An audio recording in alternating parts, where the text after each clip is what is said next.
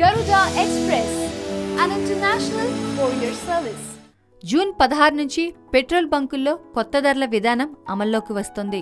అయితే వినియోగదారులు డీలర్ల సౌకర్యం కోసం రోజుకోసారి మారిపోయే పెట్రోల్ ధరలను ఎప్పటికప్పుడు తెలుసుకునేలా ఇండియన్ ఆయిల్ కార్పొరేషన్ ఏర్పాట్లు చేసింది. తాజా ధరలను తెలుసుకునేలా నిత్యం పెట్రోల్ పంపుల్లో ఎల్ఈడీ స్క్రీన్లపై ప్రదర్శిస్తారు.